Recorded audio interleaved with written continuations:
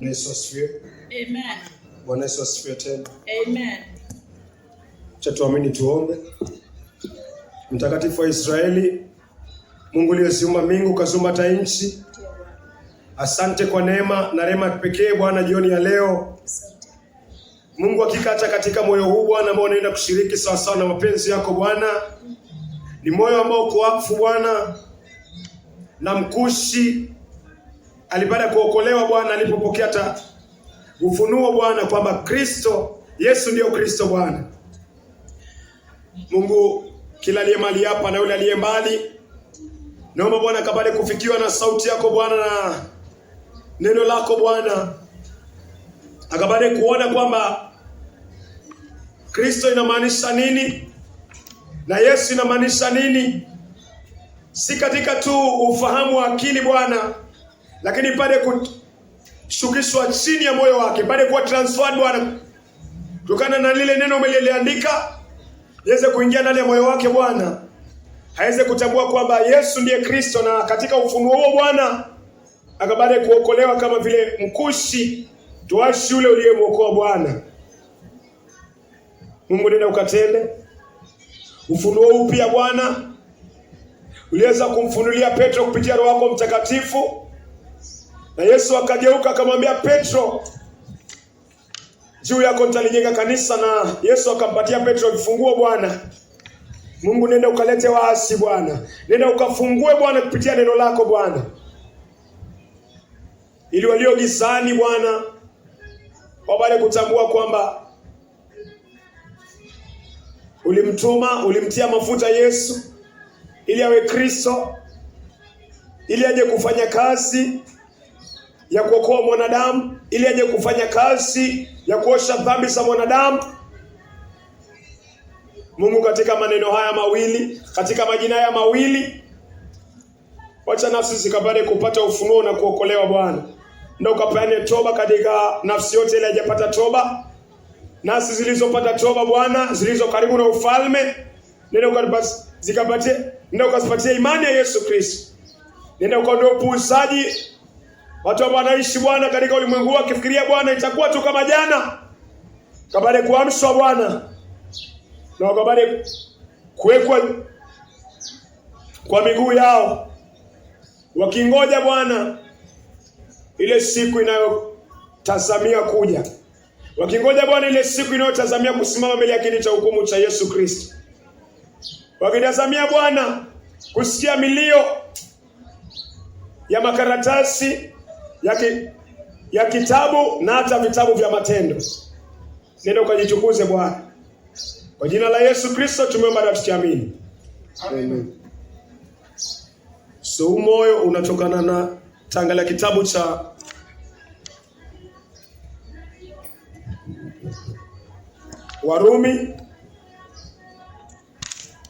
Warumi 3 mstari wa 25. Warumi 3 mstari wake ni wa 25.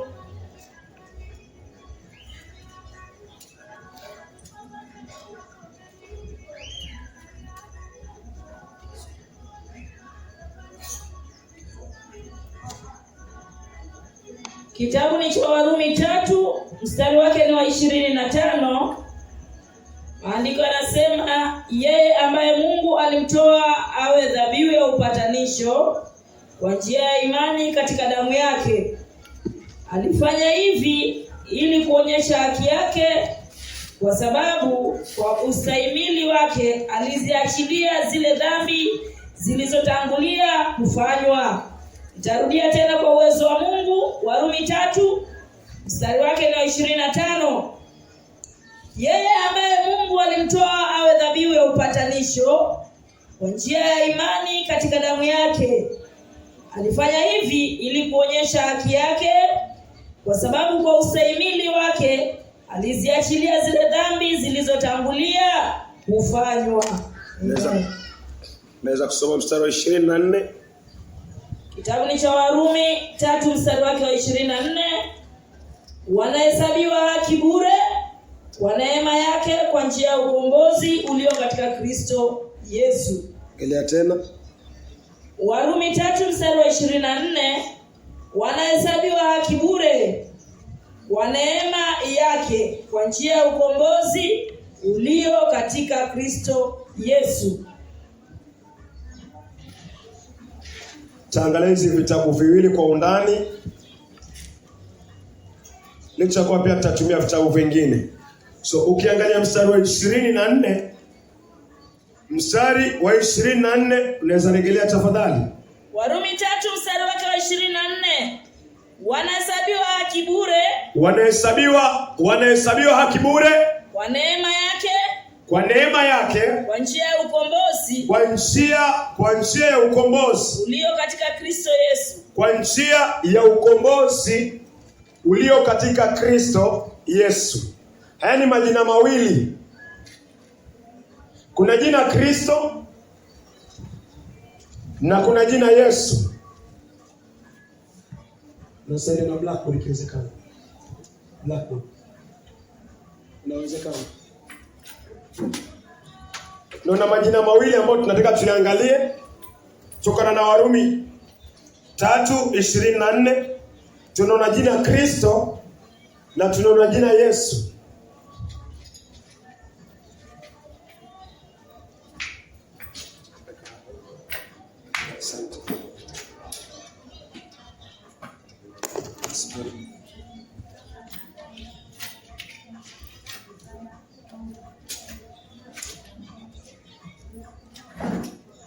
Asante. So, tunaona jina Kristo na tunaona jina Yesu. Hapo kwa Warumi 3:24. Akimalizia anaeleza kuhusiana na majina mawili. Kuna jina Kristo. Kuna jina Kristo na kuna jina Yesu.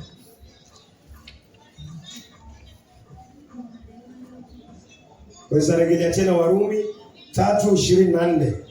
Kitabu ni cha Warumi 3 mstari wake wa 24. Wanahesabiwa haki bure. Wanahesabiwa haki bure. Kwa neema yake. Kwa neema yake. Kwa njia ya ukombozi. Kwa njia ya ukombozi ulio katika Kristo Yesu. Ulio katika Kristo, ili ndio jina limetumika la kwanza, Kristo, alafu Yesu. Kuna watu wameokolewa kutoka kwa dhambi zao. Kuna watu wako mbinguni sahihi. Nafsi zao ziko mbinguni kwa sababu walipata toba na wakapata ufunuo kwamba Yesu, Kristo ndio Yesu.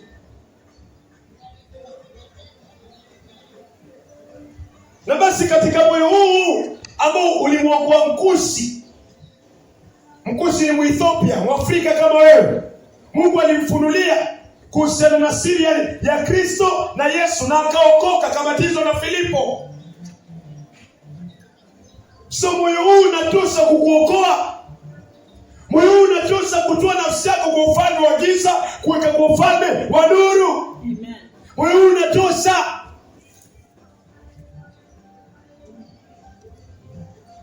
Jina Kristo inamaanisha nini? Tuangalie kitabu cha Waibrania.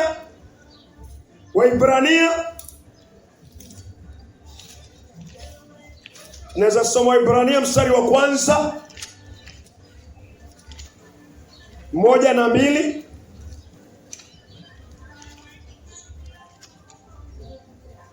Kitabu ni cha Waibrania 1 mstari wake ni wa 1. Zamani Mungu alisema na baba zetu kwa njia ya manabii mara nyingi na kwa njia mbalimbali. Zamani Mungu alisema na baba zetu kwa njia ya manabii mara nyingi na kwa njia mbalimbali. Lakini katika siku hizi za mwisho anasema nasi kwa njia ya mwanawe, ambaye amemweka kuwa mrithi wa vitu vyote na ambaye kupitia kwake aliumba ulimwengu. So, mwanawe hapo, mwanawe ni Yesu Kristo. Inaongea kuhusiana na Yesu Kristo. Ndio maana tumesoma Waibrania mstari wa 1 na mstari wa 2. Ukifahamu kwamba tunapozidi kuendelea kusoma inaongea kuhusiana na Yesu Kristo. tunaangalia Kristo inamaanisha nini. Acha tushuke mstari wa 9, Waibrania 1 mstari wake ni wa 9. Kitabu ni cha Waibrania 1 mstari wake ni wa 9. Umependa haki na kuchukia uovu, kwa hiyo Mungu wako amekuweka juu ya wenzako kwa kukupaka mafuta ya furaha. Umependa haki na kuchukia uovu. Yesu alipenda haki. Yesu alipenda haki na akachukia uovu. Kwa hiyo Mungu alipoona Yesu anapenda haki, anachukia uovu. Mungu wake amekuweka juu ya wenzako, akamwinua Yesu juu ya malaika wengine wote kwa kukupaka mafuta ya furaha, na akampaka Yesu Kristo mafuta. Mungu aliangalia moyo wa Yesu. Mungu akaona Yesu anapenda haki, anaichukia dhambi. Yesu anapenda haki, anachukia uovu. Mungu alipoona hiyo ndani ya moyo wa Yesu Kristo, Mungu akamwinua Yesu Kristo juu ya malaika wengine wote. Alafu Mungu akafanya nini? Mungu akamtia Yesu mafuta. Ndio maana Yesu akapata hili jina Kristo, ni kwa sababu Mungu amemtia mafuta. Mtu akitiwa mafuta na Mungu anaitwa Kristo. Kristo inamaanisha mpakwa mafuta wa Mungu. Mpakwa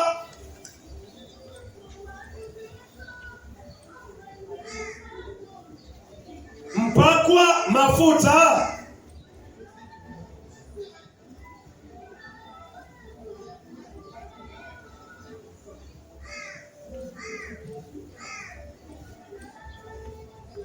Mpakwa mafuta wa Mungu.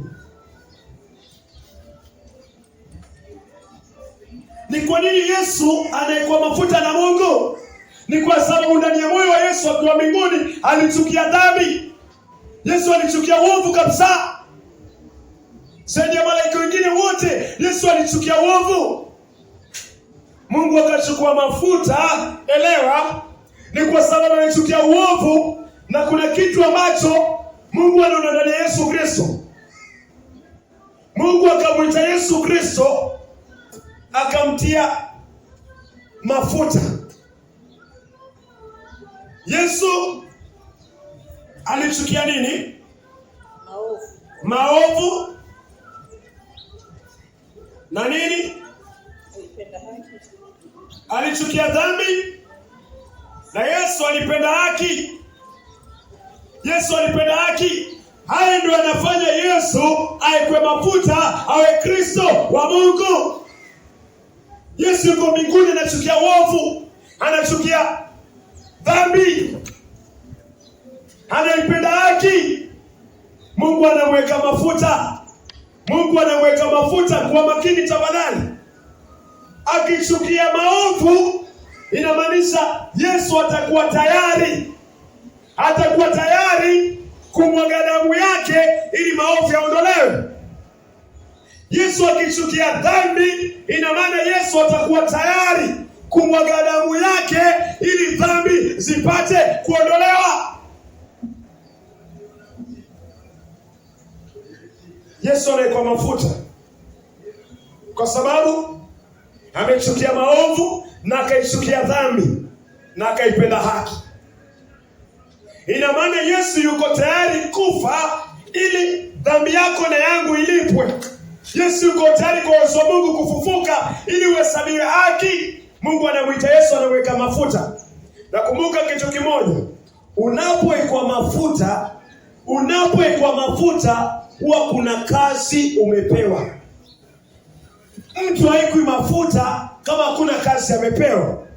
Mtu anakuwa anointed kwa sababu kuna kazi ambayo Mungu amemwapoint.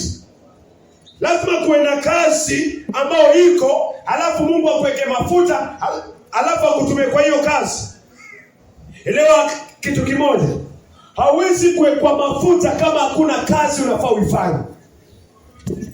Daudi aliyekuwa mafuta kwa sababu kuna kazi Mungu alitaka afanye. Hazaeli aliyekuwa mafuta kwa sababu kuna kazi Mungu alitaka afanye.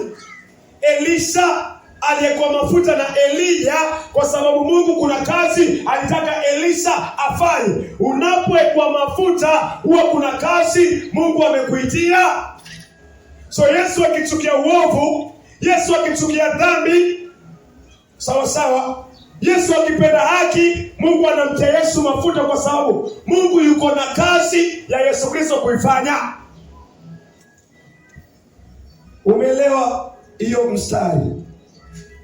Mungu akichukua mafuta, akiona moyo Yesu anachukia dhambi, Yesu anachukia maovu, Mungu anachukua mafuta mbinguni, anamweka nani? Yesu Kristo. Alafu akimweka mafuta, inamaanisha hayo mafuta kuna kazi Mungu anataka Yesu aifanye. Kazi ya kuondoa kile ambacho Yesu anakichukia. Kazi ya kukisulubisha kile ambacho Yesu anakichukia. Kwa nini inaikuwa mafuta? Kwa sababu kuna kazi Mungu anataka Yesu aifanye. Kwa nini Yesu anaikuwa mafuta? Kuna kazi Mungu anataka Yesu aifanye. Kuna nafsi zimewekwa vifungoni.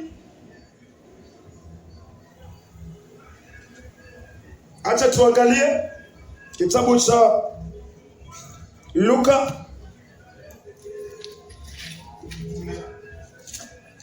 Tutakuja hapo.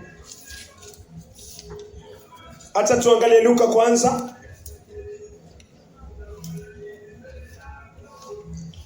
Luka 9 mstari wa 20.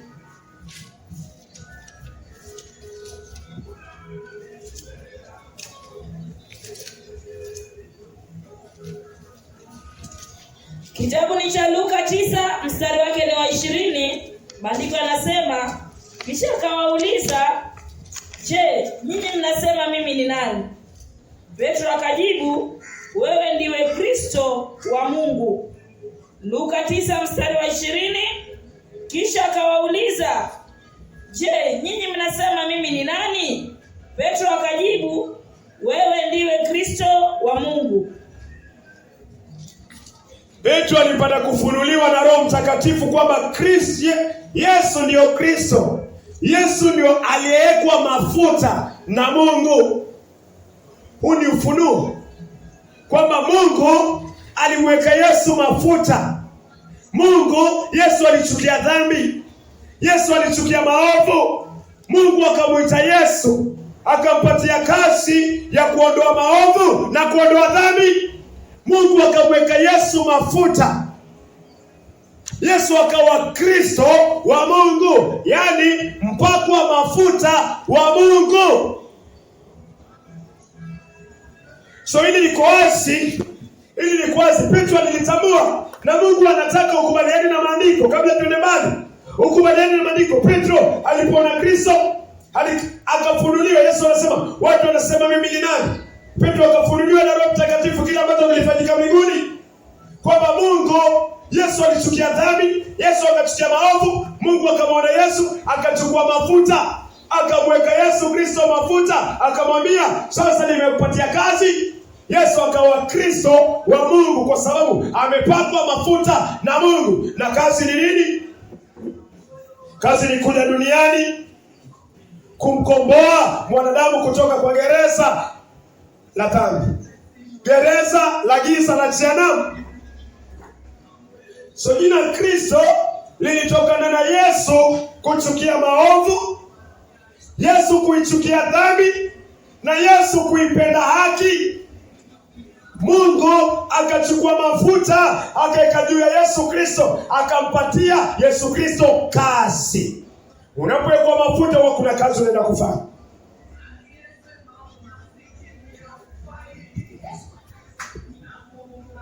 Acha tuangalie Luka 4. Luka 4 Anza 18.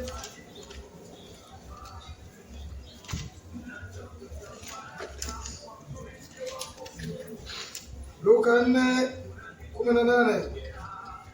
Roho Bwana yu juu yangu, maana amenitia mafuta kuwahubiria maskini habari njema. Amenituma kuwatangazia wafungwa kufunguliwa kwao, na vipofu kupata kuona tena, kuacha huru waliosetwa.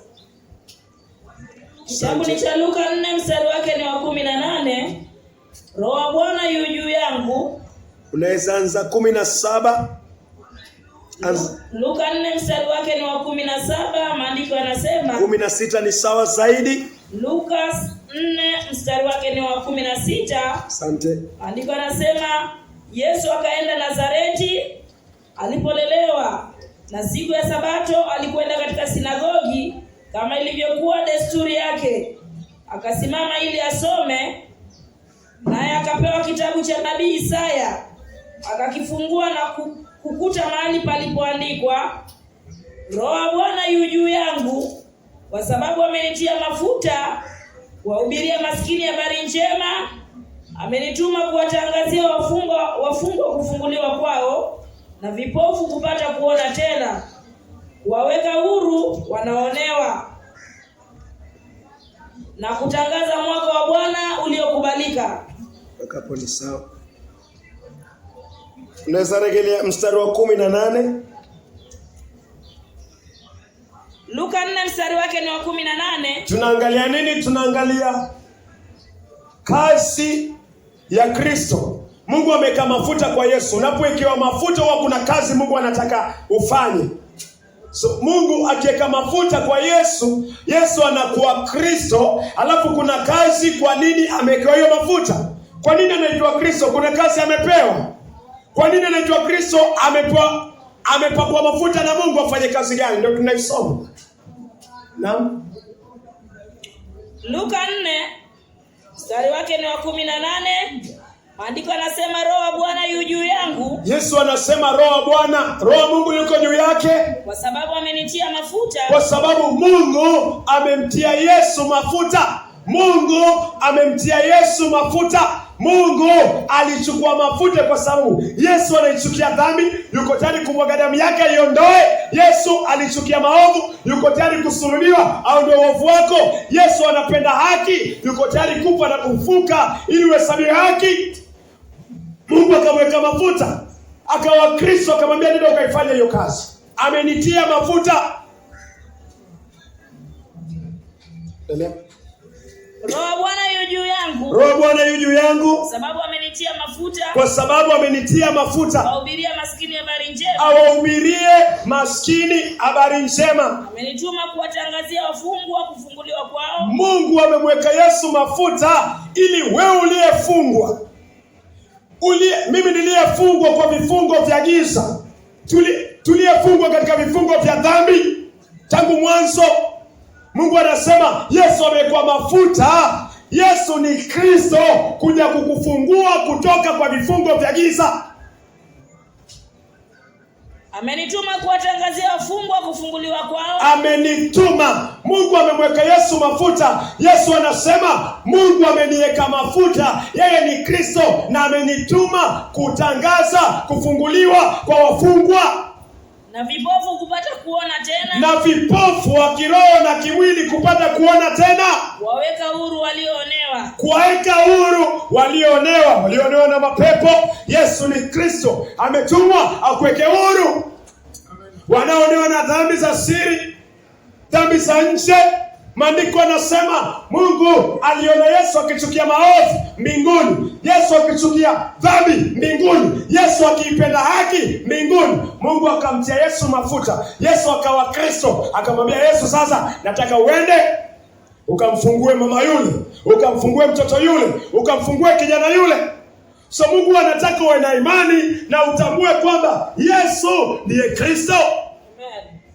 Yaani Kristo ndio amekuwa mafuta aje akuondoe kutoka kwa dhambi zako. Aje akufungue kutoka katika vifungo vya giza. Kristo, hiyo inatosha kukuokoa. Hukuwa umekuwa katika toba, kutambua kumbe kunaye ambaye alichukia dhambi na dhambi inaniangamiza. Kunaye aliyechukia uovu mbinguni na maovu yananiangamiza. Kunaye aliyeipenda haki mbinguni, Mungu akamwita akamwambia, nataka nikupatie kazi, nenda ukamwokoe mama yule, nenda ukamwokoe mtoto yule, nenda ukamwokoe kijana yule. Mungu akamweka Yesu mafuta. Yesu akawa Kristo na akazaliwa kupitia Mariamu kwa nguvu za Roho Mtakatifu. Petro alipomwona Yesu kwa uwezo wa Roho Mtakatifu alisema, wewe ni Kristo wa Mungu, yaani mpakwa mafuta wa Mungu. Hili jina watu wamekuwa kilima, lakini Mungu hataki uliime tu. Limekuwa likiimbwa, lina nguvu kwa midomo ya watu. Watu wanasalimiana, Bwana Yesu Kristo asifiwe, lakini bado uko kwa giza, dhambi, makosa yanatunyanyasa. Ni Kristo gani huyu? Ni Kristo kwa mdomo, lakini bila ufahamu kwa moyo. Hiyo ndio inamaanisha Kristo. Hili jina likitajwa kuzimu, hili jina likitajwa kuzimu, pepo wachafu wanaanguka chini, kwa sababu wanajua huyu ni yule aliyekuwa mafuta aliyafunje ngome za ibilisi. So hakufai kubaki dhambi yoyote katika moyo wako sahihi. Unapozidi kupata ufahamu wa hili jina, inafaa uzidi kupata imani kwamba dhambi yako haina nguvu, kwa sababu Yesu aliichukia akaikuwa mafuta kwa Kristo aje aiondoe.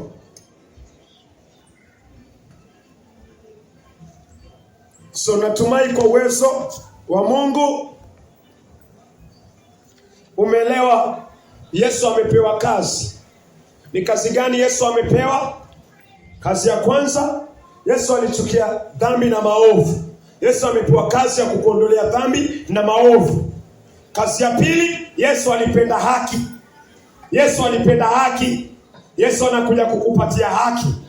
Kazi zingine zimetajwa hapo katika Luka 4:18.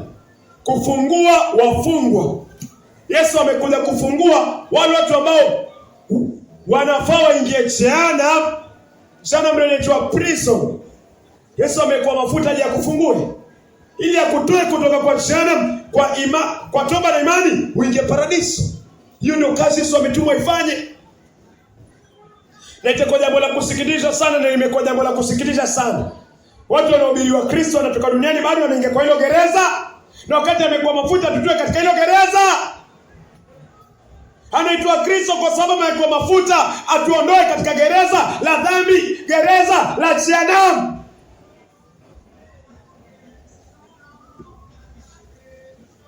Gereza inayozungumziwa hapo, weza angalia waraka wa kwanza waraka wa pili wa Petro. Mungu amemweka Yesu mafuta ili afungue wafungwa kutoka kwa vifungo, kutoka kwa gereza. Gereza ni jehanamu, mahali malaika walioasi wamewekwa, sasa wanachomeka.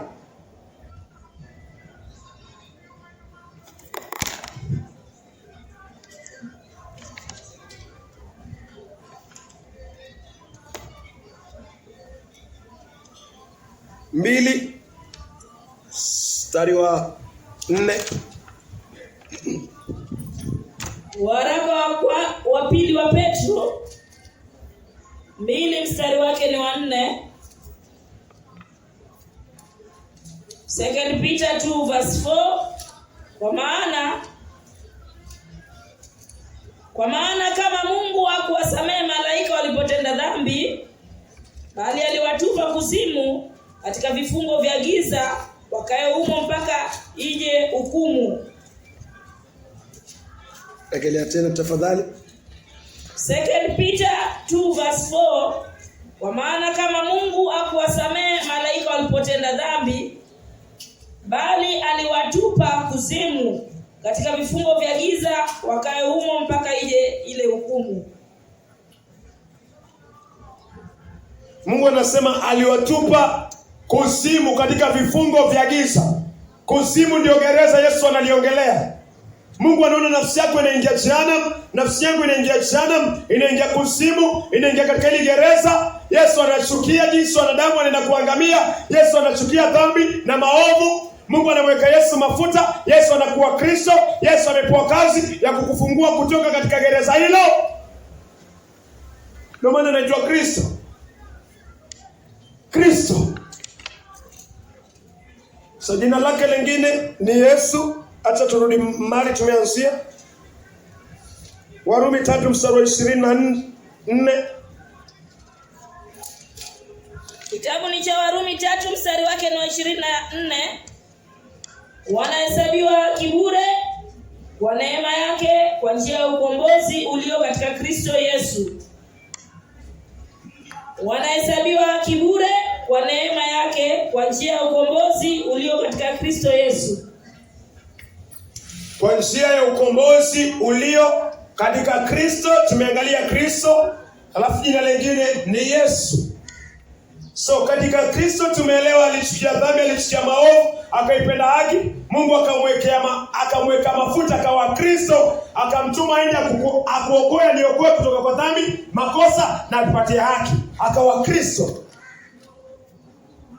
Alafu kuna Yesu. Yesu inamaanisha nini? Hata tuangalie Mathayo 1 mstari wa 21. Mathayo 1 mstari wa 21.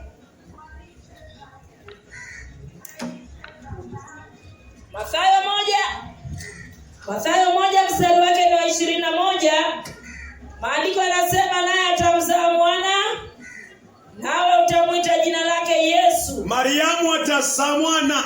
Mariamu atajifungua mwana. Huyu mtoto ataitwa jina lake Yesu. Maana yeye ndiye atakayewaokoa watu wake na dhambi zao. Maana Yesu ndiye atakaye kuokoa na kuniokoa kutoka kwa dhambi zako. Yesu. Naye atazaa mwana. Mariamu atamzaa mtoto.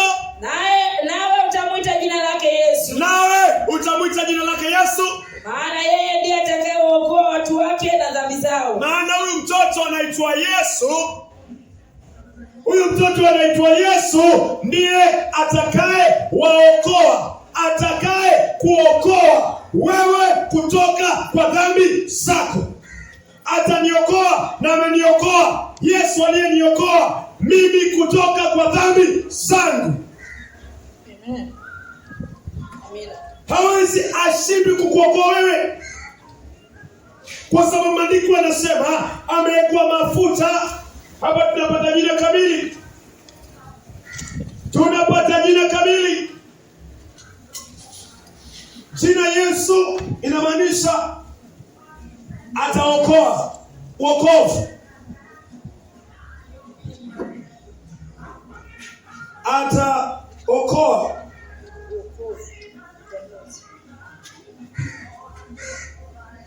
Ataokoa.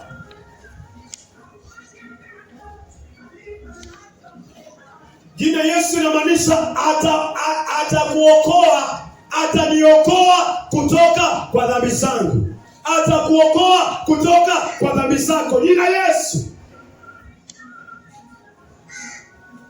So jina la huyu mtoto Kristo Yesu inamaanisha amewekwa mafuta, amewekwa mafuta. Yani amepewa kazi ya kufanya nini? Ya kukuokoa kutoka kwa dhambi zako. Ndio hili jina. So wakati walipokuwa na mwana Yesu, walikuwa naona aliyekwa mafuta na Mungu. Aliyekwa mafuta na Mungu ili aje kukuokoa. Amewekwa mafuta Kristo ili aje kukuokoa. Yesu amekuwa mafuta na Mungu Kristo ili aje kukuokoa. Yesu. Tashindoje kuokolewa? Kumbe yule ndio amekuwa mafuta. Yaani amepewa kazi na Mungu ya kuokoa nafsi yako na nafsi yangu. Kristo amekuwa mafuta. Na akiwa mafuta inamaanisha amepewa kazi. Ukiwa mafuta unapewa kazi. Amepewa kazi. amekuwa mafuta, amepewa kazi ya kukuokoa. Yesu Kristo amekuwa mafuta, amepewa kazi gani? Yesu, ya kukuokoa. Kristo amekuwa mafuta, akipewa kazi gani? Yesu, kukuokoa kutoka kwa dhambi. Ndio maana watu ambao walitambua Kristo amepakwa mafuta, akapewa kazi ili awe Yesu aniokoe kutoka kwa dhambi, walikuwa wanaenda chini ya miguu yake, kama Mariamu alienda chini ya miguu yake na akapaka mafuta, na mwisho wa siku Kristo mpakwa mafuta kwa sababu ya kusudi gani? Amuokoe Mariamu. Ilitimia kwa moyo wa Mariamu. Mariamu akamwambia, dhambi zako nyingi zimefanya nini? Zimesamehewa. Imani yako imekuponya. Amekuwa mafuta, akipewa kazi gani? Akuokoe. Yesu Kristo. Yesu mafuta, kazi. Yesu akuokoe. Kristo mafuta, Yesu akuokoe. Jina Yesu. Matendo ya Mitume 4 mstari wa 12.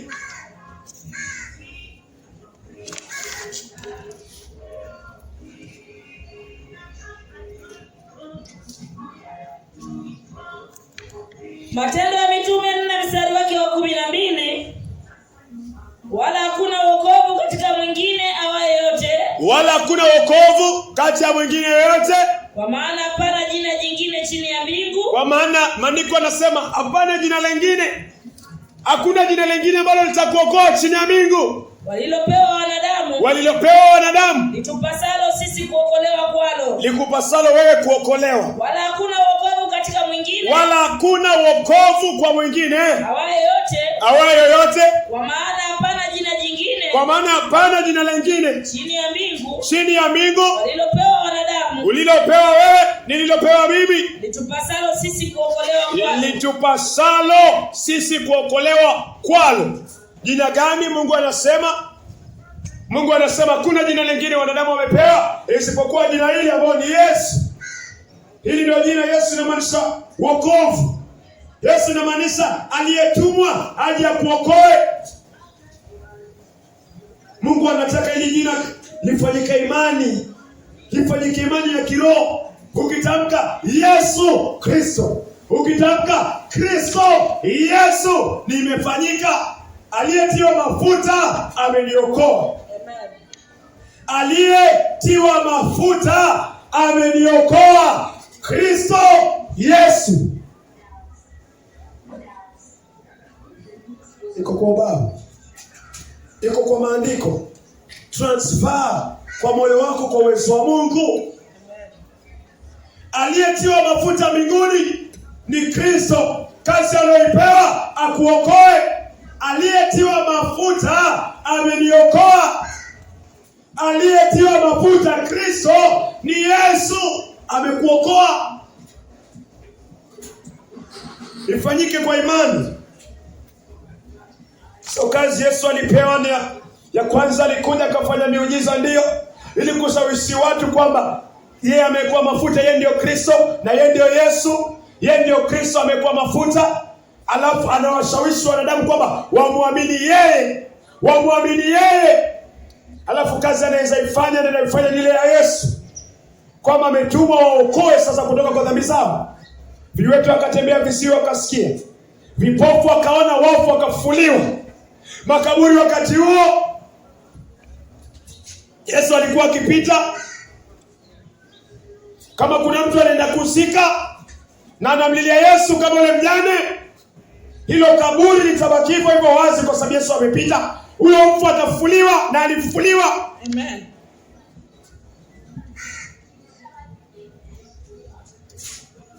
Alikuwa analeta nini? Analeta picha kwamba yeye ametiwa mafuta, na msimwamini tu kwa sababu amefufua wafu. wamwamini kwa sababu yeye ndio Yesu pia anaenda kuwafufua kutoka kwa kufa kwao katika dhambi. Anaenda kuwafufua pia. So alionyesha kwamba yeye ndio Kristo kwa kufanya miujiza, kwamba yeye ndio amekuwa mafuta. Hazifanyi kazi zote alizifanya. Hakuna pepo aliletwa kwa Yesu akashindwa kutoka. Alikuwa anaonyesha Mungu ameniweka mafuta mimi. Na watu walimwamini, wale walikusudiwa wamwamini kabla ya kuwekwa msingi ya ulimwengu. Yesu alikuwa anawaleta kwa hili jina. Yesu wakubaliane ni Kristo wa Mungu, amekuwa mafuta na Mungu ili aende akatende kazi ya kuwaokoa kutoka kwa dhambi zao. Katika Yohana 11, rafiki ya Yesu Kristo alikufa ambaye anaitwa Lazaro. Siku 4 wakamweka kwa kaburi. Lakini Kristo alipokuwa duniani, hilo kaburi lilibaki wazi, kwa sababu Yesu alionyesha kwamba yeye ndiyo Kristo na kifo kilikuwa hakina nguvu mbele zake. Kwa nini? Mungu amemweka Kristo mafuta. Inakuwaje dhambi inapata nafasi leo ya kukunyanyasa, ya kukudhulumu? Ni kwa sababu haujaamini, haujapata ufunuo wa Kristo aliyetiwa mafuta na Mungu ni nani. Yesu alienda alimuita tu. Yesu aliomba maombi mafupi kabisa, kama maombi mafupi kama ya chakula. Na Yesu akamwambia Mungu, unajua unanisikia, lakini kwa ajili ya umati huu ili ujue kwamba umenituma. Lazaro, toka! Lazaro akasikia, akarejeshewa uhai wake na Mungu na akaondoka. Yesu akasema mfungueni. Watu wengi wakaamini huyu ni mpakwa mafuta wa Mungu, ni Kristo. Akaelekea kwa jina lake lingine ambaye ni Yesu. Wamwamini sasa kwamba yeye pia ana uwezo wa kuwaokoa kutoka kwa dhambi zao. Na Mungu anakuita hapo. So tuangalie kitabu cha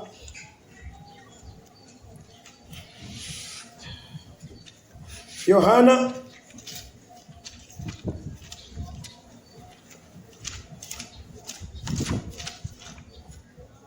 Yohana 8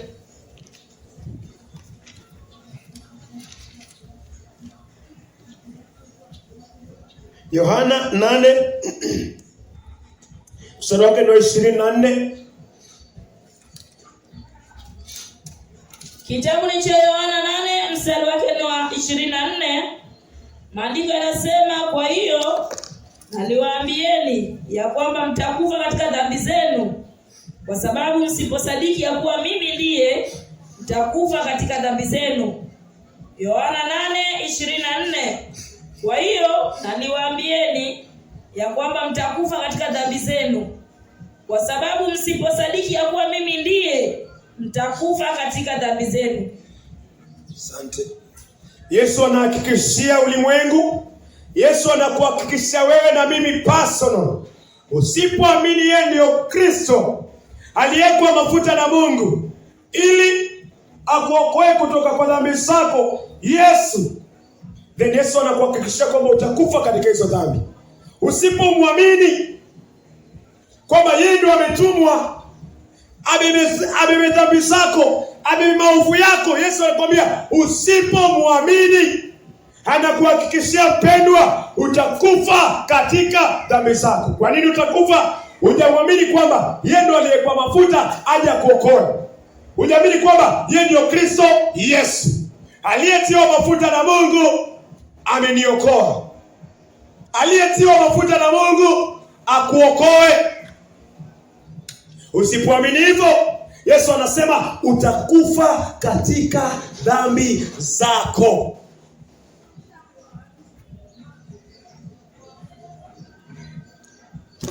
Yesu akasisitiza, Mathayo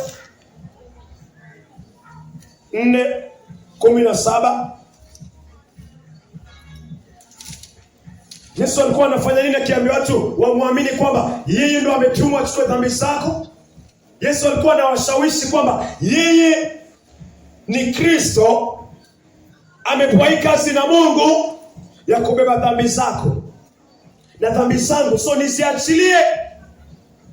Lakini dhambi zako Yesu alitambua pia haziwezi kuondoka, lazima utubu. Kutubu ni kuzisema mbele za Mungu na kuachana nazo. Unapozitubu, dhambi zina flow kwa Yesu Kristo. Lakini ukizishikilia, hauwezi kuamini kwamba Yesu amezichukua, maana umezishikilia. So Yesu alisisitiza sana kwamba wanadamu wapate kutubu. Yesu hawezi kuchukua dhambi zako kama haujazitubu. Kama utubu dhambi, Yesu hawezi kuchukua. Licha kuwa ametumwa zichukue, lakini hawezi kuchukua dhambi ambazo wewe umekubaliana nazo, umezishikilia. Hawezi kupokonya dhambi zako. Yesu hakutumwa kupokonya dhambi zako, alitumwa azichukue. Hakutumwa anipokonye dhambi zangu, alitumwa azichukue. Kuchukua ni nini? Kuchukua, niko na hii miwani, nikitaka uchukue nitakupatia. Nyosha mkono. Niko na uwezo, akitaka hii miwani, yeye amenyosha mkono. Yesu amenyosha mkono kuchukua dhambi. Lakini mimi nikibaki nayo, Yesu hajatumwa akupokonye dhambi zako. Yesu ametumwa uzitubu. Kutubu ni kuzisema mbele za Mungu na kuachana nazo. Hivi nimeiacha, Yesu aichukue. So hakuna dhambi hata moja Yesu atakupokonya. Zile dhambi unazozitubu ndio Yesu anazichukua. Watu wengi hawaokoki kwa sababu hawafati misingi ya neno la Bwana. Niombe sala ya toba. Umeamini nini? Kabla umetubu nini? Nini umetubu? Umegeuka kwa nini? Na unaamini Yesu atazichukua? Yesu hajachukua hata dhambi yako moja. Kwa sababu kama hujawahi kuzitubu, kuziachilia, wataka Yesu akupokonya? Haiwezekani. Haiwezekani, si Biblia. Ndio maana mdomo unabaki unasema umeokoka, machafu yanavyoendelea ni wewe unayafanya katika moyo. Mungu apendezwi na hiyo. Yesu alisisitiza, yeye ndo amekuwa mafuta asikupokonye dhambi, aje kuichukua. Lazima tutubu. Lazima ugeuke kwa njia mbaya. Lazima kwa uwezo wa Mungu wewe mwenyewe uzitaje.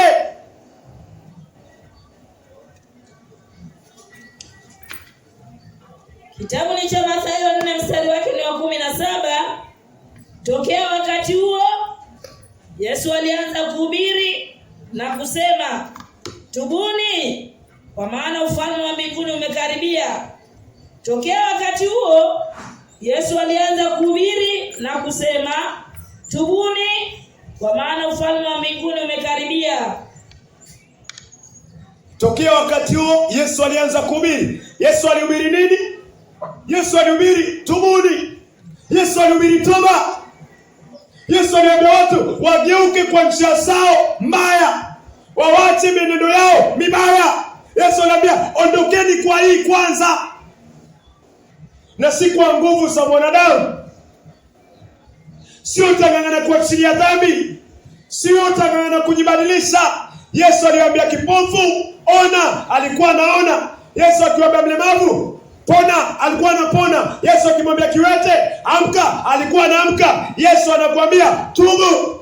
Inamaanisha ananiambia geuka kutoka kwa njia zako mbaya. Ukiamini, ukitii, inafanyika imani. Hilo neno la Yesu Kristo lina nguvu la kukuondoa katika huo uovu. Amen. Kipofu aone, Yesu anakutana naye. Anamwambia nataka nikufanye nini? Anasema nataka nione. Yesu anamwambia ona. Kipofu ang'ang'ani, eti ili jicho lipunguki. Jaribu tena, alipunguki. Kipofu ang'ang'ani kuona. Alikuwa naamini Yesu amemwambia aone na anafungua macho. Kuna mtu katika Injili ya Yohana amekaa miaka 38 katika birika. Miaka 38 hawezi kusimama. Yesu alipokutana naye, Yesu alimwambia, jitwike godoro lako, simama uende. Miaka 38 ambao watoto wengi wako hapa hawajafika 38. Yesu alimwambia, jitwike godoro lako, amka uende. Hakung'ang'ana. Neno la Yesu lina nguvu ya kumfanya achukue godoro lake na aondoke.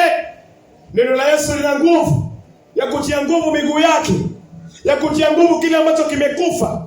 So hatung'ang'ani kugeuka kwa njia mbaya. Ni neno la Mungu. Ukilipokea neno la Yesu Kristo, hilo neno umelipokea linakugeuza kutoka kwa njia mbaya. Mtaacha vipi? Tangu wakati huo Yesu alianza kuhubiri akisema, tubuni, kwa maana ufalme wa mbinguni umekaribia. Nani anakuambia utubu? Yesu Kristo. Je, unalipokea hilo? Ndio. Then nguvu ya toba umepokea, unageuka kwa uovu wako. Nani anakuambia utubu? Ni mchungaji. Hawezi kugeuka kama ni mchungaji anakuambia. Lakini kama ni Yesu anakuambia, tangu wakati huo Yesu alianza kuhubiri akisema, tubuni, yani geukeni kutoka kwa makosa yenu yote, kwa maana ufalme wa mbinguni umekaribia. Watu walikuwa wanageuka. Watoza ushuru wakati wa Yohana walikuwa wanageuka. Zakayo alipokaa na Yesu Kristo, mtoza ushuru aligeuka. So pokea hilo neno. Pokea ni Yesu ananiambia nigeuke. Yesu nipe nguvu ya kugeuka. Endelea kusoma neno. Endelea kufahamu kwamba Kristo ndo Yesu aliyetumwa akuokoe kutoka kwa hicho ambacho hawezi kugeuka. So Yesu alihubiri toba. Toba ya kutokuamini. Hizi dhambi zitaama vipi kwa Yesu? Zitendaje hiyo toba ya kutokuamini? Mungu amemweka Yesu mafuta kawa Kristo ili aje kukuondolea hiyo. Sasa lazima umwamini Yesu Kristo. So Yesu alipohubiri toba alibeba dhambi. Yohana 1:29.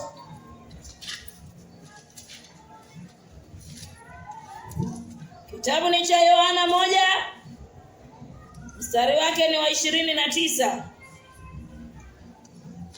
Maandiko yanasema, siku ya pili yake Yohana alimwona Yesu anakuja kwake, akasema, tazama mwana kondoo wa Mungu aichukuaye dhambi ya ulimwengu.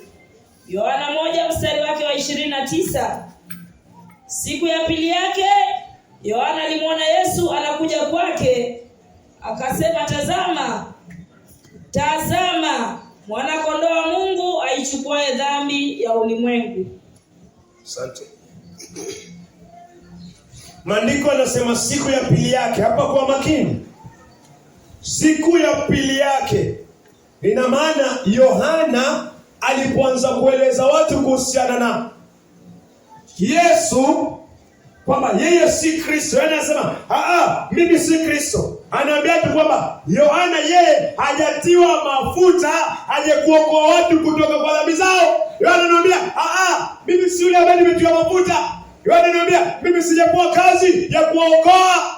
Yohana tuhubiria kuhusiana na yeye si Kristo. Yeye amekuja kutengeza njia watu watubu, ili Kristo ambaye ametiwa mafuta na Mungu awe Yesu kwao, aje kuokoa kwa dhambi zao waweze kumwamini. Yohana akaeleza kuhusiana na Kristo. Elewa kitu kimoja, Yesu achelewi kuchukua dhambi zako. Ameeleza leo, kesho Yesu amekuja. Bwana Yesu asifiwe. Amen. Wewe ndio umezishikilia. Yohana anaashiria toba. Yohana akieleza watu toba, imekueleza kuhusiana na Yesu Kristo. Yesu angoji siku 3, Yesu angoji wiki, Yesu angoji masiku.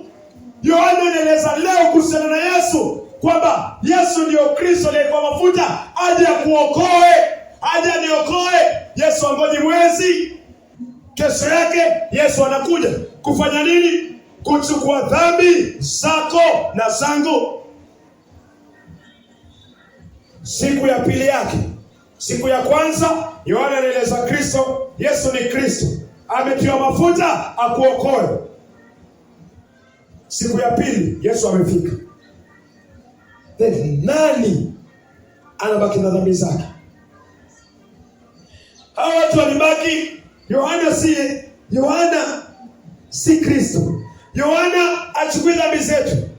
Wakiondoka kwa toba, wakisema kesho yake wacha twende.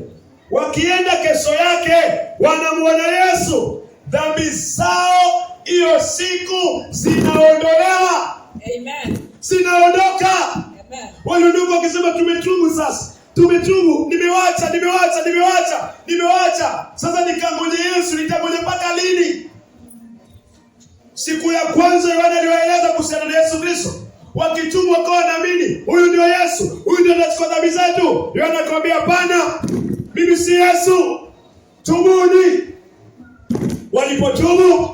Walipotubu, wakirudi nyumbani wametubu, wameacha maovu yao, wametambua ukweli, wamehuzunika, wanarudi nyumbani na huzuni. Kesho yake wanasema wacha twende tukamsikize yule mtumishi wa Mungu Yohana. Wanasema wacha twende kwa Yohana. Wamekaa wanasikiza, mara Mungu anamtuma Yesu. Yohana ndani ya moyo anafurahi. Yohana anaambia, sikizeni ulimwengu, tazama mwana kondoo wa Mungu achukue dhambi za ulimwengu. Hao tunafikiri wanasikiaje kwa moyo? Wanafurahi, wanaruka, wanaika imani kwa Yesu Kristo. Siku ya pili yake, wakati unapata kufahamu dhambi zako, Mungu anataka siku ya pili yake, hata wakati huo, lakini basi ikienda sana, basi iwe siku ya pili yake. Umwone Yesu Kristo. Yohana anakuambia, tazama mwana kondoo wa Mungu azichukuae dhambi za ulimwengu. Amen. Siku ya pili yake. Amen. Baada ya kuonyeshwa dhambi siku ya kwanza, baada ya kuhuzunika, wakaenda nyumbani na huzuni. Siku ya pili walipokuja, Yesu yule, aminini dhambi zenu zote zimeng'olewa kwenu, zimebebwa na nani? Na Yesu Kristo. Siku ya pili yake. Na iwe hivyo kwako. Amen. Iwe hivyo kwako. Amen. Iwe hivyo kwa wewe ambaye hujaokolewa. Amen. Kumwamini huyu ndio Kristo, amekuwa mafuta na Mungu, na mpatia dhambi zangu aniokoe, yeye ndio Yesu. Hata walirudi nyumbani wakawa wanafurahi sana. Tumemwona Yesu. Dhambi zangu sasa zimechukuliwa kwa Yesu. Wanangoja zikaoshwe ndani ya damu ya Yesu Kristo. Amen. Ilikuwa hivyo. So Yesu baada ya kuchukua dhambi pia alichukua maovu. Maovu ni yale mimi na wewe tumetenda. Dhambi ni ile tumerithi kutoka kwa baba anaitwa Adam. Zaburi 51 mstari wa 5. Hiyo ni dhambi tumerithi. Yesu aliondoa. Yesu aliing'oa dhambi ambayo Adam wa kwanza amekupatia. Mungu alileta Yesu Kristo, ameni Adam wa pili, akaing'oa, akaichukua. Na unamwachilia kupitia toba, unaiachilia kupitia toba, akaichukua. Tazama mwana kondoo wa Mungu aichukuae dhambi ya ulimwengu, dhambi yako. Isaya 53 tumekuwa tukisoma.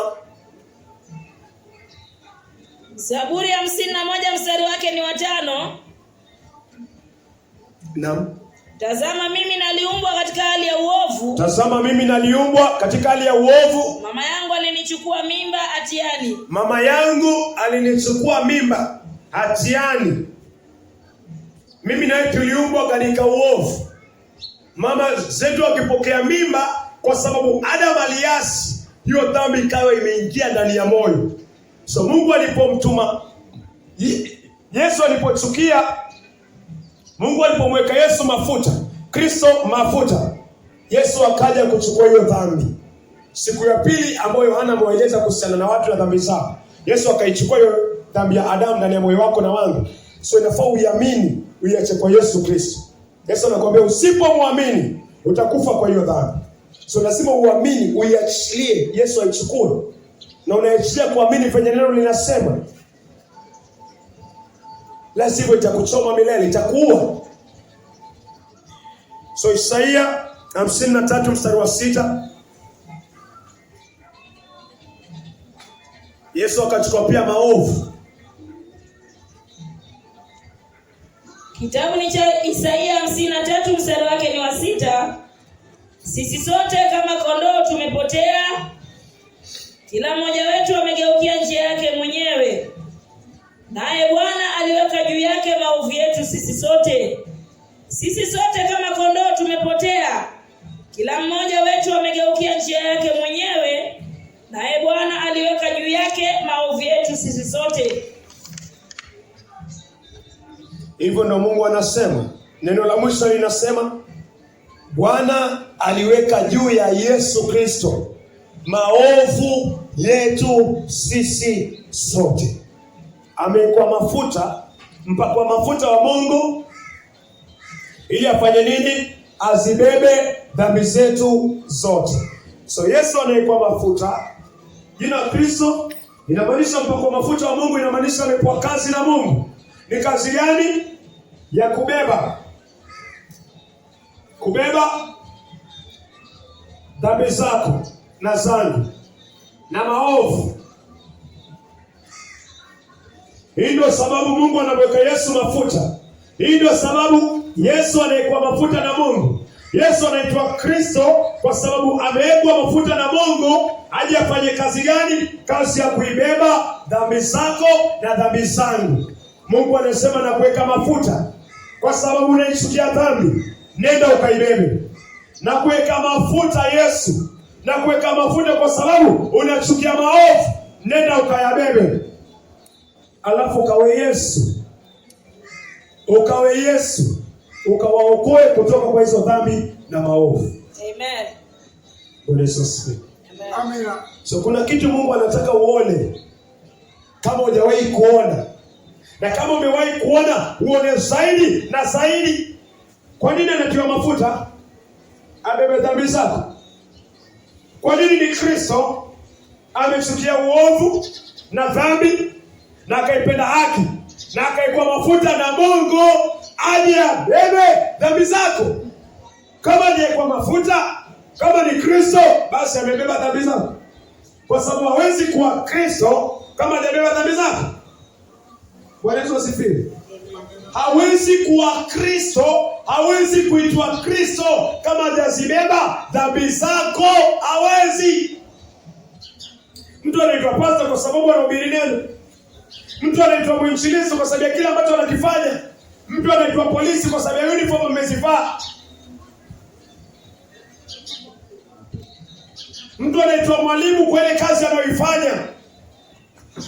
Mtu anaitwa daktari kwa sababu ile kazi anayoifanya. Yesu anaitwa Kristo kwa sababu amekuwa mafuta na Mungu aje asibebe dhambi zako na maovu yangu, hatashindwa.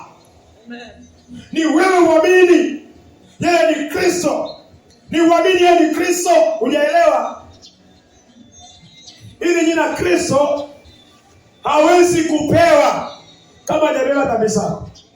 So akiitwa Kristo lazima awe amebeba dhambi zako na maovu yangu.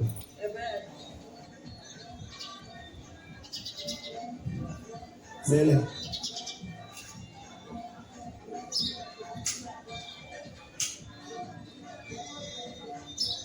Akaenda msalabani.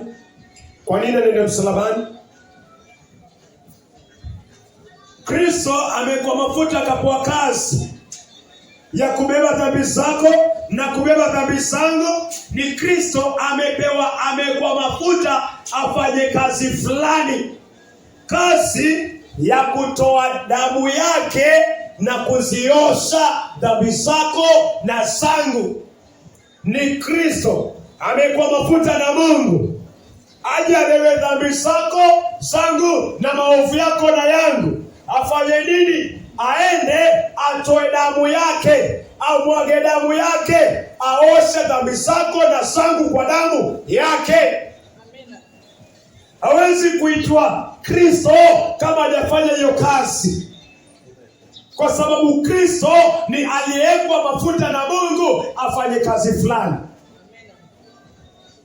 Kazi ya pili ni kuosha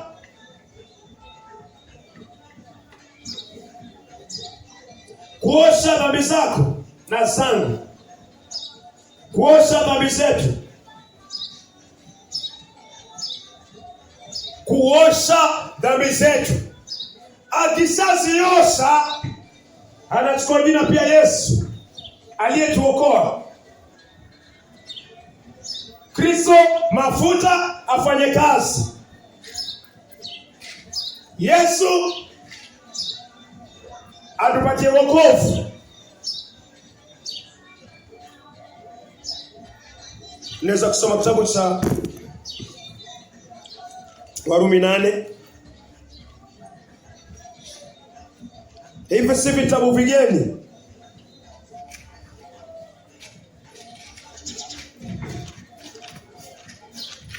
Lakini usivizoee.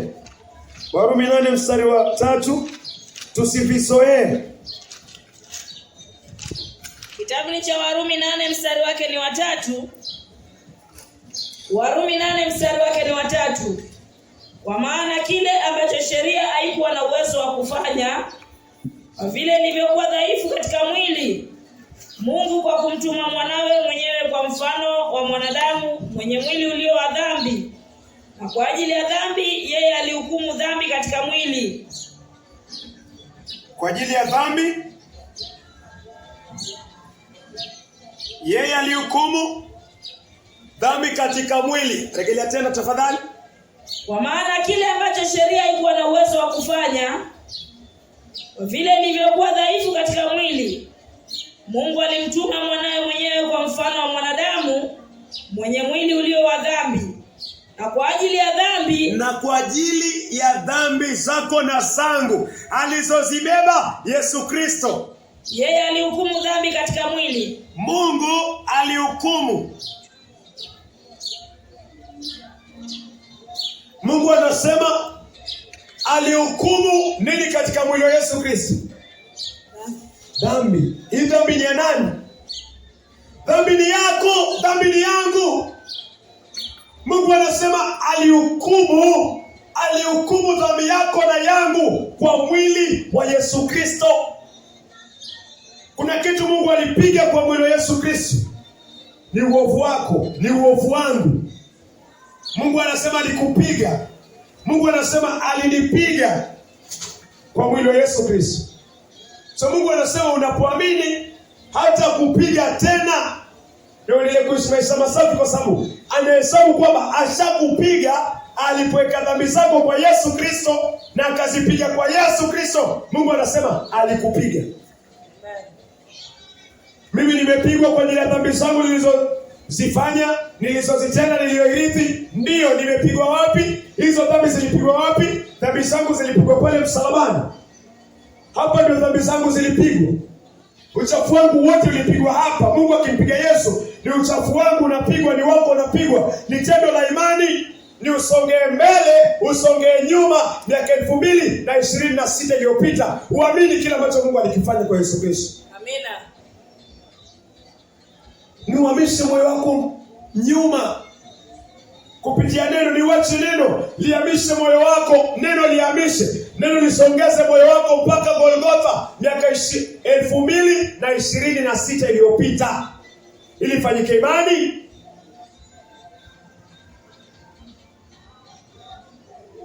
Yesu aliipenda haki mbinguni. Ndiyo aliipenda. Alichukia dhambi akaibeba. Alichukia maovu yako na yangu akayabeba. Akaenda nayo msalabani. Mungu akayapiga. Mungu akayahukumu. Alafu kuna kitu kilikuwa kinamwagika kutoka kwa mwili wa Yesu Kristo. Kitu kilikuwa kinamwagika kutoka kwa mwili wa Yesu Kristo. Wakati Mungu alikuwa anapiga uzinzi wako, anapiga dhambi yako na yangu ya Adam, anapiga uzinzi wangu, anapiga usherati wetu, anapiga kiburi yako, anapiga kiburi changu, anapiga machafu yangu, anapiga machafu yako kwa mwili wa Yesu Kristo. Yesu alikuwa anamwaga damu. Yesu anamwaga damu, na kwa hiyo damu ya Yesu Kristo ndani yake kuna agano. Ndani yake kuna agano ya kwamba damu yake ikimwagika dhambi yako iondolewe. Damu yake ikimwagika dhambi zangu ziondolewe. Mathayo 26 mstari wa 28. Mathayo 26 mstari wake wa 28. Hii ndiyo damu yangu ya agano imwagikayo kwa ajili ya wengi kwa ondoleo la dhambi. Hii ndiyo damu yangu ya agano imwagikayo kwa ajili ya wengi kwa ondoleo la dhambi. Rejelea mara ya mwisho. Hii ndiyo damu yangu ya agano imwagikayo kwa ajili ya wengi kwa ondoleo la dhambi.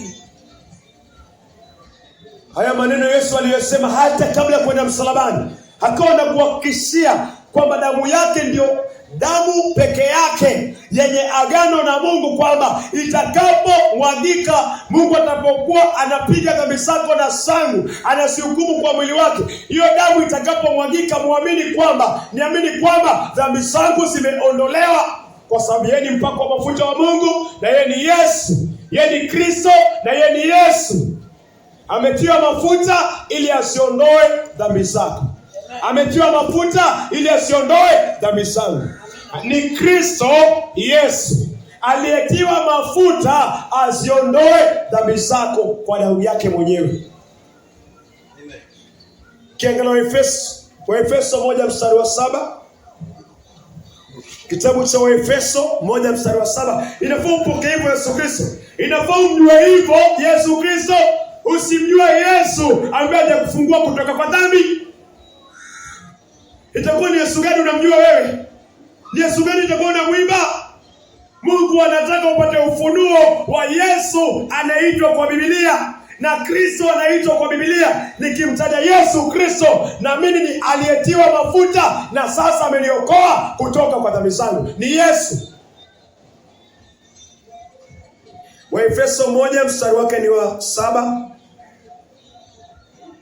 Kitabu ni cha Waefeso 1 mstari wake ni wa 7. Maandiko yanasema ndani yake tunao ukombozi. Ndani ya Yesu Kristo, ndani ya Yesu aliyetiwa mafuta atuokoe kutoka kwa dhambi. Ndani yake kuna ukombozi kwa njia ya damu yake. Kwa njia ya damu yake, yaani msamaha wa dhambi. Yaani msamaha kwa damu ya Yesu tunapata msamaha. Kwa damu ya Yesu tunapata msamaha wa dhambi. Sawasawa na wingi wa neema yake. Sawasawa na wingi wa neema yake. Iregelee tena tafadhali. Waefeso 1 mstari wake ni wa 7. Waefeso 1 mstari wake ni wa 7. Ndani yake tunao ukombozi. Ndani ya Yesu Kristo, ndani ya yule ambaye alitiwa mafuta atuokoe, ndani yake tunao ukombozi kwa njia ya damu yake. Kwa njia ya damu. Kwa njia ya damu ya Yesu Kristo, yaani msamaha wa dhambi. Yaani msamaha wa dhambi. Sawasawa na wingi wa neema yake. Sawasawa na wingi wa neema yake.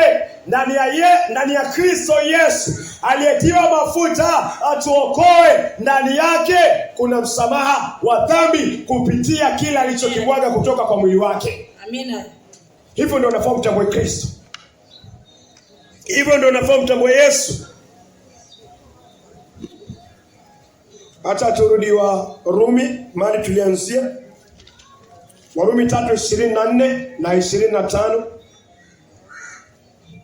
Warumi 3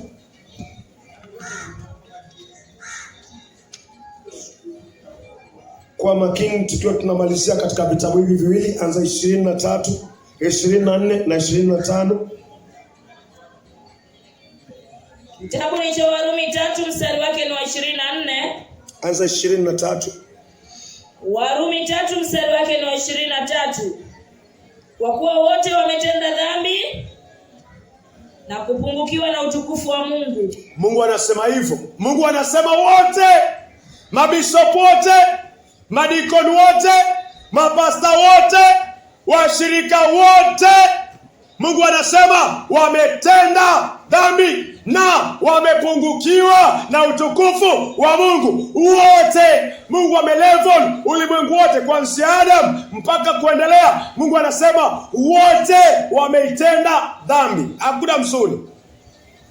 Wanahesabiwa haki bure. 24. Wanahesabiwa. Unahesabiwa. Unapewa haki ya bure. Kwa neema yake. Kwa neema yake, kwa njia ya ukombozi ulio katika Kristo Yesu. Kwa njia ya ukombozi ulio katika Kristo Yesu. Wanahesabiwa haki bure. Mungu anasema unapewa haki. Unahesabiwa haki bure. Kwa neema yake. Hii haki ni ya bure. Mbona una haki ya bure? Umetenda dhambi, nimetenda dhambi, sawa, sote ni waovu. Yesu anasema tubuni. Alafu anasema wamehesabiwa haki bure. Nani alipenda haki tangu mwanzo? Yesu. Katika Waebrania 1:9, Yesu aliipenda haki. Yesu aliipenda haki. Yesu aliipenda haki. Na maandiko yasema tumehesabiwa haki bure. Bure. So nisibaki kwa kona niseme sote ni wenye dhambi. Nibaki kwa kona niseme kila mtu ametenda dhambi. Kila mtu ametenda dhambi, ndio. Yesu anaambia watu watubu sasa, waje wahesabiwe haki ya bure, kwa sababu yeye ni Kristo. Ametiwa mafuta awe Yesu akuokoe kutoka kwa hizo dhambi. Amen. Ndio 24. Wamehesabiwa haki bure kwa njia ya ukombozi ulio katika Kristo Yesu. Kwa njia ya ukombozi. Kwa njia ya ukombozi iliyo katika Kristo Yesu. Si iliyo kwa matendo yako. Iliyo katika Kristo Yesu. Wewe si Kristo. Wewe si Yesu. Yaani wewe unatiwa mafuta ujiokoe kwa dhambi zako. Wewe ni kukiri, kutubu na kumwamini Kristo aliyechukia dhambi na maovu na akaipenda haki. Kumwamini yeye ili awe Yesu kwa maisha yako, ili akuokoe kutoka kwa dhambi. Sio unajiokoa. Imani ni kwa Yesu. Yeye ndio Yesu, yeye ndio Kristo. Yeye ndio aliyekuwa mafuta kuokoa. Unahesabiwa haki bure. Leo mbunge aje na pesa aseme nimeweka gari pale Kongoya, nitakuwa na ganya 1000. Tufanye nini ndio tupatie? Akwambie njoo bure. Watu wengi watajazana, utakimbia mbio sana. Lakini Mungu anakuambia hapa kuna kitu ambacho Kristo Yesu anakitoa, haki ya bure. Kupitia kuosha dhambi zako, anaziosha kiasi ya kwamba unakuwa mweupe kama theluji. Mungu akikuangalia anasema huyu si mwenye dhambi, huyu ni mwenye haki, kwa sababu ameoshwa kwa damu ya Yesu Kristo. Amina. 25. Warumi 3:25. Yeye ambaye Mungu alimtoa awe dhabihu ya upatanisho kwa njia ya imani katika damu yake, alifanya hivi ili kuonyesha haki yake, kwa sababu kwa ustahimili wake aliziachilia zile dhambi zilizotangulia kufanywa. Isome hatua kwa hatua tafadhali. Yeye ambaye Mungu alimtoa awe dhabihu ya upatanisho. Warumi 3:25. Yeye ambaye Mungu alimtoa. Mungu wa Abrahamu, Isaka na Yakobo alimtoa Yesu awe kipatanisho. Mungu alitoa sadaka. Mungu alitoa Yesu Kristo awe kipatanisho. Kwa njia ya imani. Kwa njia ya kuamini kile unakisikia. Kuamini kwamba Mungu ulimtoa Yesu ili katika damu ya Yesu Kristo nipate kupatanishwa na wewe Mungu kwa imani. Imani ni kuamini kile unachokisikia. Kwa njia ya imani katika damu yake. Kwa njia ya imani katika damu ya Yesu Kristo. Kwa njia ya imani katika damu ya Yesu Kristo. Alifanya hivi. Mungu alifanya hivi ili kuonyesha haki yake. Ili kuonyesha haki yake, kwamba mwanadamu anahesabiwa haki kupitia damu ya Yesu Kristo. Inapoosha dhambi zako, inapotona katika moyo wako, dhambi zako zote zinaoshwa. Na hii ndio haki ya Mungu. Endelea. Kwa sababu kwa ustahimili wake aliziachilia zile dhambi. Mungu aliziachilia zile dhambi alikuwa ameziandika zilizotangulia kufanywa. Akuhukumu. Maandiko yanasema kwa sababu ya damu ya Yesu Kristo Mungu aliziachilia. So hii hapo ndio dhambi zako zilivyoachiliwa. Mungu akiachilia dhambi zako, amini zimeachiliwa ili ziachiliwe. Mungu anasema aliziachilia dhambi zako na sana. So wewe katika moyo wako ni usiachilie kwa kuamini damu ya Yesu Kristo imekusafisha na inatosha. So hili jina Yesu, hili jina Kristo Yesu linakabilika kwa mtu yoyote ambaye anapata kuokoka. Kuamini kwamba Yesu ndiye alitiwa mafuta na sasa Yesu amemwaga damu. Kuamini kwamba Kristo ndiye alitiwa mafuta na amemwaga damu yake, ameniosha na amekuwa Yesu katika maisha yangu. Amina. Na hiyo ndio Mungu anakuitia. So ukiona mtu anasema Bwana Yesu asifiwe, Yesu amemkomboa kutoka kwa dhambi zake, Yesu amemuokoa kutoka kwa dhambi zake. Hii siku hizi imekuwa kama nyimbo, lakini zamani ilikuwa ni watu wachache peke yake walikuwa wanasalimiana hivi. Wengine walikuwa wanasalimiana vile wanasalimiana, lakini ilikuwa ukisikia mtu anakuambia Bwana Yesu Kristo asifiwe. Zamani hizo ilikuwa mtu ametambua maana ya Kristo kwa maisha yake, ndio maana anasema hivi. Lakini siku hizi imekuwa kama nyimbo. Lakini Mungu hataki iwe kama nyimbo. Mtu alikuwa akisema Kristo Yesu apewe sifa, alikuwa anajua Kristo aliyekuwa mafuta na Yesu amemkomboa kwa dhambi zake, sasa ni Bwana wa maisha yake. Na Mungu anataka iwe hivi. Kristo aliyekuwa mafuta, Yesu aliyekuokoa kutoka kwa dhambi zako na sana. Unaweza kuomba.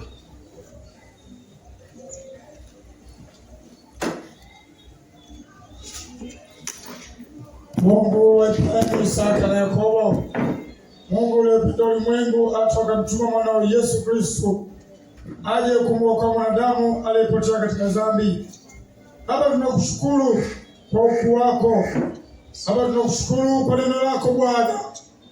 Baba, hakika kweli wewe ndiye Mungu Bwana. Uliyesema Bwana tukapate kupumzika siku yako ya saba ili pate kusikia kutoka kwako Bwana. Baba, tumesikia neno lako. Tumesikia kuhusu Yesu Kristo. Yesu aliyepakwa mafuta na Mungu ili aje amwokoe mwanadamu katika dhambi Bwana. Baba, neno lako hili lisio katika ukawaida ndani ya masikio yetu, bali sio ndani ya katika masikio huo aliyesikia Bwana mahali hapa Bwana. Tafadhali Bwana. Baba, nafasi hii hapa umetupatia Bwana ni ya bure Bwana, tupate kuamini na kusikia neno lako Bwana. Tafadhali Bwana. Baba, nafasi hii Bwana, wako wengi ambao waliizoea, waliona tu kawaida na walikufa kwa kutokuamini Yesu Kristo ambaye alikuja kuchukua dhambi za mwanadamu Bwana. Leo hii Baba, wanatabika baada ya kufa, wanatabika na kulia, wanataka warudi tena duniani ili baada kulitii ili jina la mwanao Yesu Kristo Bwana. Baba, neno lako leo umeliweka wazi Bwana, kwa utamani atakayesikia neno hili Bwana kutii Bwana. Ndio Bwana. Baba, ukampatia wokovu, ukampatia kuamini Bwana, Tafadhali Bwana. akapatia kutubu dhambi zake zote Bwana. Ndio Bwana. Akapatia kuziachilia dhambi zake zote Bwana. Ndio Bwana. Akampatia Yesu Kristo. Ndio. Ambaye anapaka mafuta kwa ajili ya kazi hizo ya kuchukua dhambi ya mwanadamu Bwana. Ndio Bwana. Baba, tunakushukuru. Neno lako hili sio tu la kawaida Bwana. Ndio Bwana. Baba, tumejaa ndani ya kanisa Bwana. Baba, tumejaa nje ya kanisa Bwana. Tukilitaja jina la Yesu Kristo bure Bwana, pasipo kutambua maana Kristo Yesu ina maana gani Bwana. Baba, umeweka wazi Bwana. Yaani Bwana Yesu asifiwe. Ni wachache ambao wangestahili walitaje Bwana. Wale ambao wamepata ufunuo wa kutambua ili jina la Yesu Kristo kama alikuja kuchukua dhambi zangu ili nipate huru kutoka katika ufungo wa dhambi Bwana. Ndio Bwana. Lakini jina hili Bwana tunalichezea Bwana. Jina hili limekuwa la kawaida Bwana. Tunalitaja Bwana Yesu asifiwe. Tukabana katika usherati Bwana. Tuko katika uzinifu Bwana. Tuko katika uongo Bwana. Turudie Bwana. Kila ina usherati Bwana. Turudie Bwana. Na tunalitaja Bwana Yesu asifiwe Bwana. Saidie Bwana. Baba, tujalie ufunuo Bwana.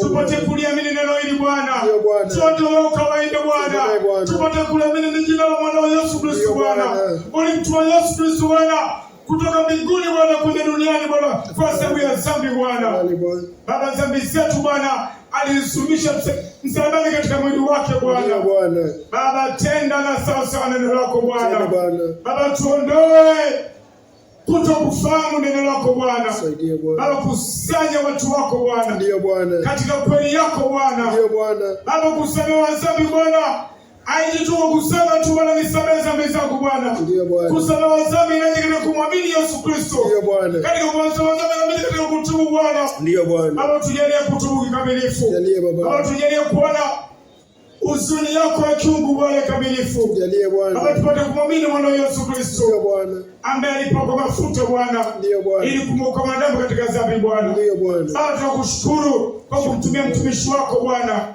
Ambaye umemtumia kati hii Bwana toka asubuhi mpaka nyakati hizi Bwana. Kwa kukamilisha sabato yako Bwana. Baba zidi kumtumia Bwana. Zidi kumtumia Bwana. Nyenyekeze. Baba mnyenyekeze Bwana. Baba kapate kusikia roho wako Bwana. Acha roho wako Baba mjalia Bwana. Baba acha kamfundishe Bwana. Na wale wote ambao wanasikia neno lako Bwana kupitia mtumishi wako Bwana. Baba neno lako tunyenyekeze Bwana. Tusione tu mwanadamu wa kawaida Bwana. Bali tuone Kristo aliye ndani yake Bwana. Na nguvu za roho wako mtakatifu zikitenda Bwana. Baba asante kwa kusanyiko lako hili Bwana. La Afrika Repent Bwana. Kusanyiko hili limeweka katika msoko ile Kongoya Bwana. Ili wapate kuamini Bwana. Baba ili hukumu yapita katika soko la Kongoya Bwana. Baba watu wakifanya upuuzi Bwana. Kwa neno lako Bwana. Baba usije ukasema hawakuambiwa. Baba usije ukaja kulalamika mbele zako Bwana. Baba umeleta tukaipende katika soko la Kongoya. Ili wapate kutubu na kumwamini mwana wa Yesu Kristo. Baba tunakushukuru kwa sabato yako. Sifa zote ni zako. Utukufu wote ni wako. Ukuu wote ni wako Bwana. Baba tunapofunga kusanyiko lako hili Bwana. Atufunge baraka zako, atufunge ukuu wako, atufunge neno lako. Baba kwa wakati umetimia Bwana. Maana Baba alisema sabato yako asubuhi mpaka jioni Bwana. Baba jidhihirishe katika utukufu wako. Baba jidhihirishe katika nguvu zako neno lako Bwana. Baba tunakushukuru kwa sababu umenena. Baba tunakushukuru kwa sababu umetufundisha. Baba tunakushukuru kwa sababu tumetii neno lako Bwana. Baba tunasema ni asante kwa sababu chakula hichi Bwana. Nicho watu wako ambao waliokuamini Bwana. Chakula hichi Bwana kitakuwa ni upuzi kwa wengine Bwana. Watakikanyaga Bwana, watakizarau Bwana. Baba naomba utupatie huruma yako. Baba tukonisikia neno lako hili Bwana la ukombozi Bwana. Wakapata kumwamini mwana wa Yesu Kristo Bwana. Baba tunasema ni asante Bwana. Hata tunapokwenda kwa siku nyingine Bwana. Baba siku nyingine na juma lingine Bwana. Baba sio kwanza hadi Jumapili Bwana. Tunajikabidhi mkononi mwako Bwana. Baba tena tembea nasi Bwana. Katika shughuli zetu Bwana. Katika kazi zetu Bwana. Baba tukufuate ni wako Bwana. Tunasema ni asante Baba. Kwa ule mtu aliyesikia neno lako Bwana. Baba nenda kamrudishe Bwana. Akapata kutambua Bwana. Hii sio kawaida Bwana. Ipo siku moja mwanasikia tena sauti hii Bwana. Atakuwa amesipa na amesoma kwenye kile choko cha hukumu Bwana. Na akajibu yote ambayo aliyotenda katika mwili Bwana. Baba tujalie toba. Tupate kumwamini mwana wa Yesu Kristo. Tumeomba hayo yote tukiamini na kusadiki katika jina la Yesu Kristo. Amen. Asante.